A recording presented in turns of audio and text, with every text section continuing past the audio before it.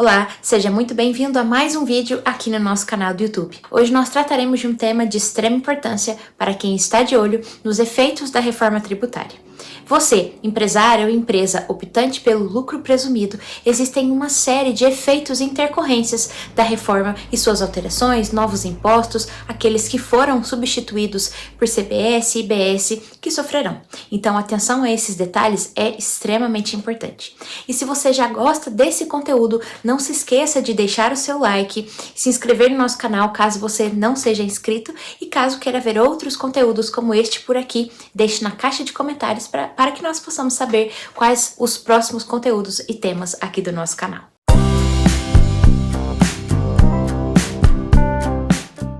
Muito bem, então o que muda com a reforma tributária quando o assunto é lucro presumido? O que é necessário sabermos para a máxima atualização em 2026? Então vamos começar falando de um caso para depois discutirmos.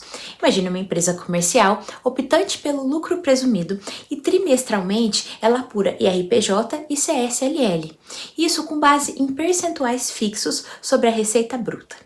Nesse caso, analisando à luz da reforma tributária, ela irá perceber que os tributos sobre consumo mudaram. Então, a dúvida pode surgir.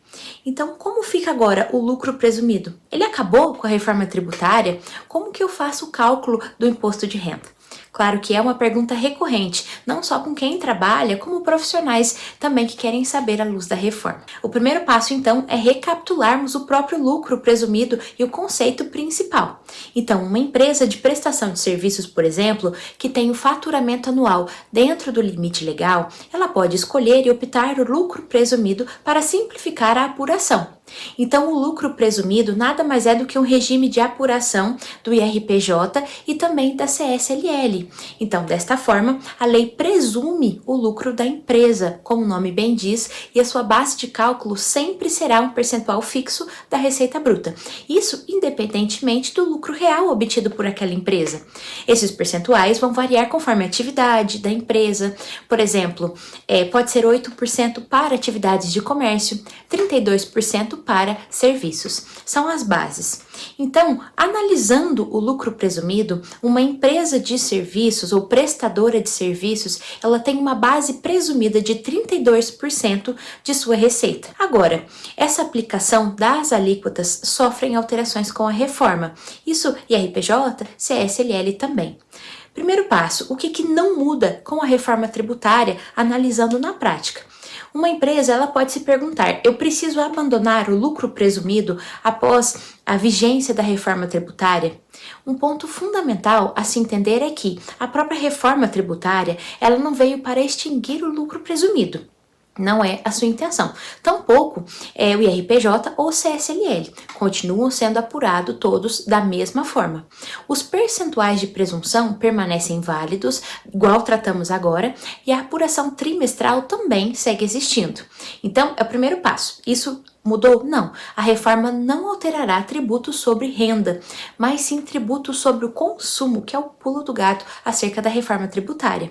Então, uma empresa optante pelo lucro, ela continua calculando IRPJ e CSLL exatamente da mesma forma como fazia antes, agora de 2026, por exemplo.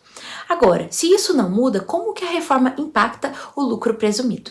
Imagine na prática uma empresa que continua sendo optante pelo lucro presumido, mas percebe mudanças nas notas fiscais, tanto de compra quanto de vendas. Note, a principal mudança está nos chamados tributos indiretos. PIS e COFINS, por exemplo, deixam de existir. E surge outros dois, CBS, que é a contribuição sobre bens e serviços, e surge também a IBS, né? ICMS e outros serão substituídos pelo IBS, que é o Imposto sobre Bens e Serviços. Então, essa é uma alteração. Esses tributos, eles seguem a lógica do chamado IVA, que é Imposto sobre o Valor Agregado. Então, nesse caso, na prática, para essa empresa, ela continuará no lucro presumido, certamente. No entanto, ela passa a conviver com CBS e IBS no seu dia a dia e nas atividades corriqueiras dessa empresa. Então, antes da reforma tributária, por exemplo, nós tínhamos PIS e COFINS. Então, imagine uma empresa no lucro presumido que faturava cerca de R$100 mil por mês. Antes da vigência da reforma tributária, ela pagava 0,65% a título de PIS. Por outro lado, pagava 3% a título de COFINS.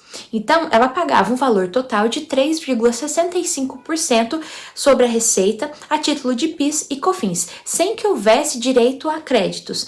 E isso acabava tornando o sistema cumulativo, ou seja, o tributo ele incidia sobre toda a receita daquela empresa, independentemente dos custos por ela operados ali.